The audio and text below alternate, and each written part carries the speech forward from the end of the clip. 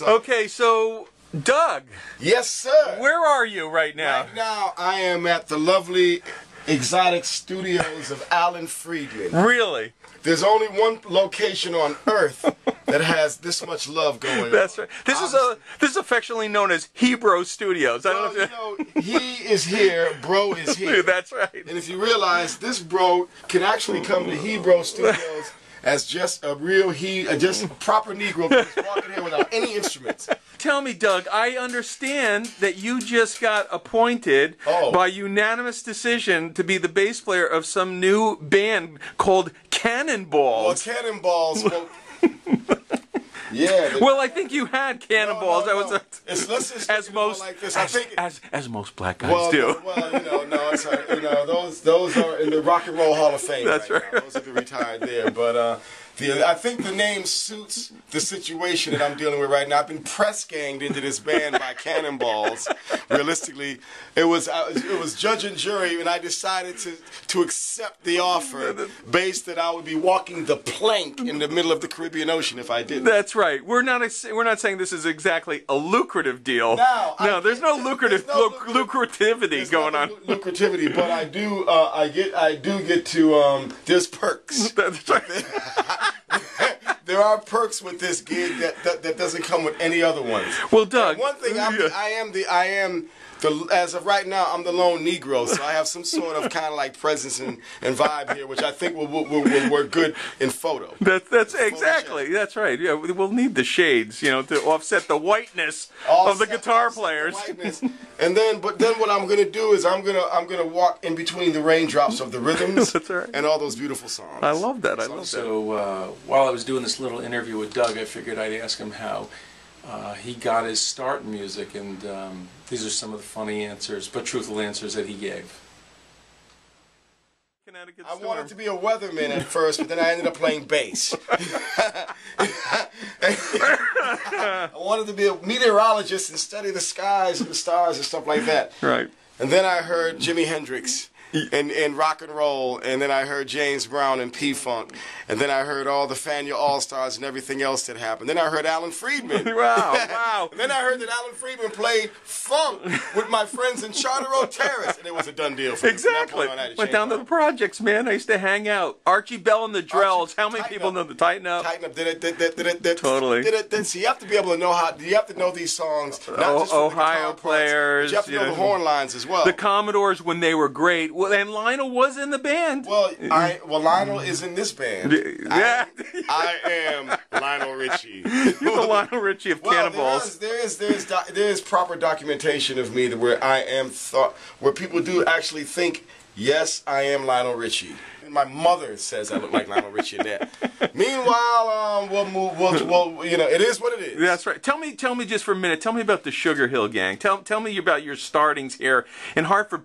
People don't think that some famous dudes came out of Hartford. You are Hartford's own most famous, not only bass player, most famous musician to come out of Hartford. I'm giving this guy $20 of food stamps to say that. So disregard what he just said.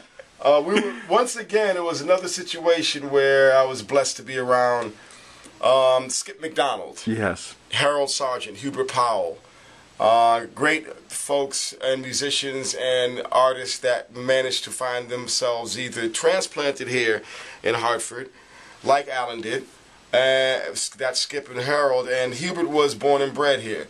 The idea of us all getting together, those guys getting together, and then pulling me in to the situation was, I was blessed. I was just happening to be at the right place at the right time.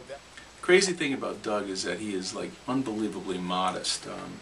This guy's played with everybody. I remember seeing a video of him with Jeff Beck in 1986, which was a festival in Japan, and Santana was also on the same bill, and then Steve Lukather came out and played with Jeff and Carlos, and but Doug was the bass player, which was terrific, and he was in a band with Jan Hammer and Simon Phillips. So again, Doug is very modest about where he's been musically, as you'll see by this video. Tell me about what went on in the 80s when I saw you at LaSalle Music in 1988, the new LaSalle, and Jeff introduced me to you for the very first time. And he goes, "Hey, there's Doug Wimbish. You want me?" You were playing. You had just played with Mick Jagger. and Jeff Beck. I did indeed. Yeah, tell me a little bit about the 80s who you were gigging with then. Well, I was lucky to get a gig with Jeff Beck in 1986. And that led me to work with Jan Hammer and Simon Phillips. Right. That also got me in the arena, into the eyes and ears of other producers and artists that were making records, one of which was Mick Jagger. Yeah. And Jeff was in line to perform on another solo record that Mick was doing, and he was trying to pull his band into it at the time, which was myself and Simon primarily that were engaged in that scenario. And as it unfolded, he did manage to do that, and it, so I ended up working with Mick Jagger, doing a solo record with him, Primitive Cool with Mick, Jeff, and Simon that participated in that, and then that led to me doing a tour with Mick Jagger, a solo tour. And the rumor was that you were actually the guy asked to replace Bill Wyman and the Stones before they asked Darryl, but I think you had some other commitments with Living Colour that kind of prevented you from doing that. Well, there you have it. I mean, basically I was working with Mick Jagger at that time when Will Calhoun found me in London, or so-called found me, and came to London. He was doing a drum clinic, and I had in a pub, no doubt. In a pub, no doubt, and he was trying to kill two birds in one stone. They were looking to make a change, and Will was very persistent in having me at least make the audition and be notified that that change was happening, to the point where he came to London. He made it his point to come and find me. Wow, wow. A lot of people don't know this.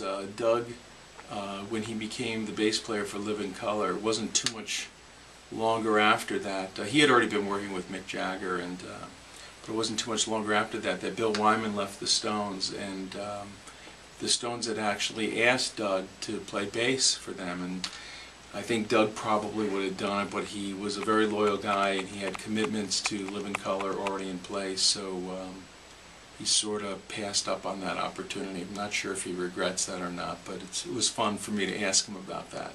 Sudden fast forward the tape, a year later, Bill Wyman leaves the band, and Mick is like, hey, we're looking for a bass player. So I had already worked with a lot of the guys already. Did Charlie Watts' record, and I did Ronnie Wood's record, had worked with Charlie and worked in Mick's record. So they asked me to get involved, but I was already involved with Living Colour at the time. That's great. So basically, your best friend Will Calhoun, it's his fault that you're not a gazillionaire. Well, no. Well, yes. I blame it being in in Living Colour was great at that time. It didn't. In the end, it didn't hurt. Yeah, it didn't hurt. And at the end, it's always good to be, out of my view, to have something that you sort of have some interest in. I'm still trying to figure out what that is.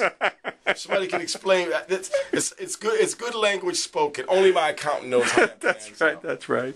Well, all right. We're going to end this. So tell us what we're going to do today. What's on? Today is a special day. Yes, it is. A holiday today. That's right. We got lox, cream cheese, and bagels happening. Lox, cream cheese, and bagel, and gefilte fish. And gefilte fish. And Shop and Stop has a special on gefilte fish this year. Come now, 2 for 1. Oi, I don't know. Whole Foods doesn't get this yet, but they will. You know what I learned? You know what I've learned over the years? I could put a friggin' broom in your hand, and it would sound great. I love Mike. All right. We'll stay in tune. Peace, love, man. Peace and love. A lot of fun today. Stay tuned.